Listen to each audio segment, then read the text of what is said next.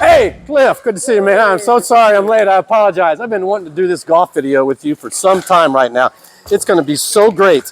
Look, I brought a new driver. I want you to hold on to that thing. Grip that driver like you're going to hit it real quick, Cliff, because we're going to talk about 4 things with your golf game. We're going to talk about your pre-shot routine. And then after we do that, we're going to talk about when do you hit that driver? What circumstances should you hit it, and when should you not? Third, we're going to talk about when we're playing golf and you're out of position and you're in the trees and another place, what's the best way to get back in position to play golf? And finally, we're going to talk about how do we minimize the big mistakes and easy shots. So I think it's going to be a lot of fun. And that driver, Cliff, that's yours if you like it. If not, I know you got like 11,000 subscribers. You can give it away to one of those guys. Mark, this is Pickleball. Oh. If you saw the first part of that video, we talked a little bit about golf. And what we're going to do is take those golf principles and apply them to pickleball. If you like what you see today, subscribe and hit the like button. Guys, many of you have probably heard that pickleball is a combination of tennis, ping pong, and badminton. But I want to submit to you today another sport. Golf can help you in pickleball. If you're like me and used to play a lot of golf and put it all aside to play pickleball, that's great. If you don't play golf, but you still might find some of these tips helpful to you. The first one that I shared with Cliff when we started our introduction was a pre-shot routine. And in golf, if you watch golf on TV and watch the professionals, watch every time they hit a shot, they do the same exact thing. Many of them trigger their pre-shot routine by attaching their cap or pulling their glove up, and then they'll do the same thing, whether they waggle the club back a little bit, whether they take 2 practice swings, whether they stop, but they do the same thing. That provides consistency. That provides comfort. It's the same way they do when they practice, the same way when they do in tournaments. Well, I would say the same thing applies in pickleball.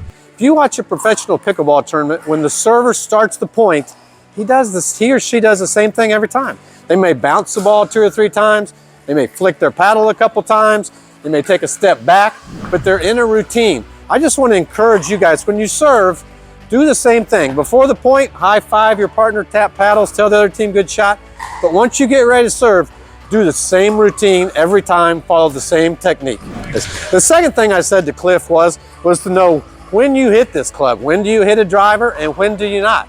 Well, guys, that varies. It varies by the golf course. How wide is the fairway? How good of a golfer are you? Which direction does the hole turn, left or to the right?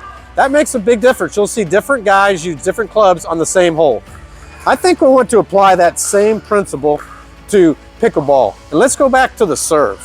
When you serve, your serve might be different than someone else's. The idea of a driver is to get that ball in the fairway. The idea of a serve is to get that ball in play. So dependent on your level of competency and how good you are, that can vary how much you do with the serve.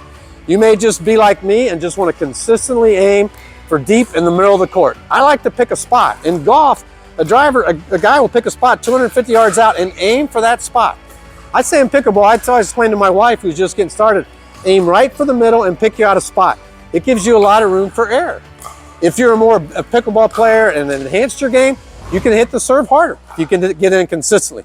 You can add spin to the serve. You can do a lot of different things, but do something that will get that ball in play. Much like getting your driver, the ball, the tee shot in the fairway, you need to get your pickleball in the court to start the point.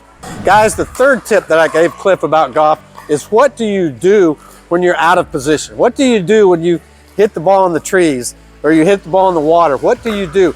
Well, I want to apply that same thought to pickleball. What do you do in pickleball when you're out of position?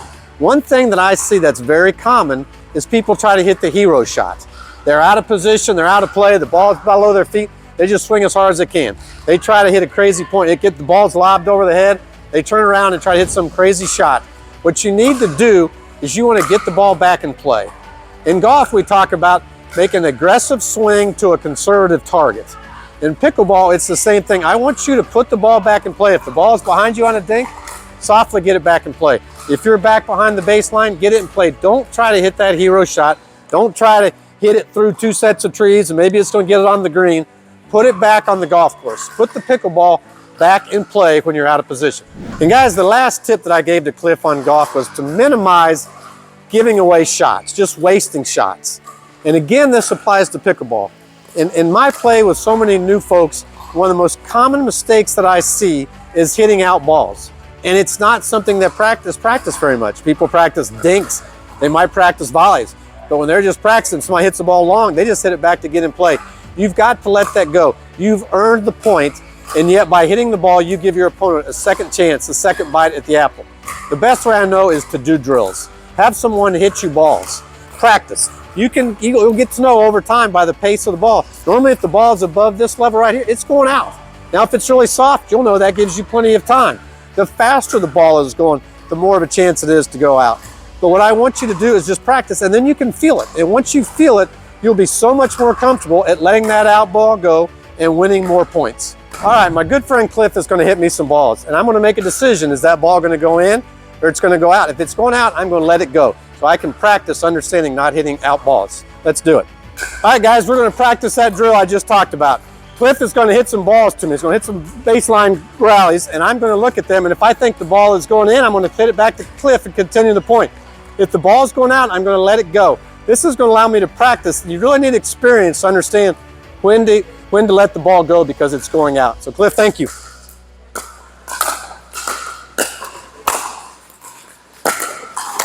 Yeah.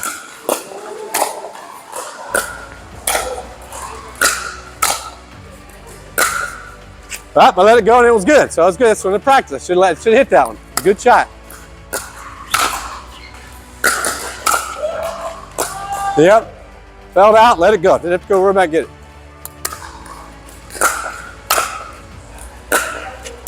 Yeah.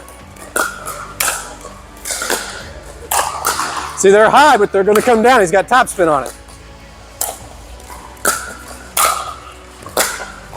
That one fell out. Felt like it was good and the ball was out.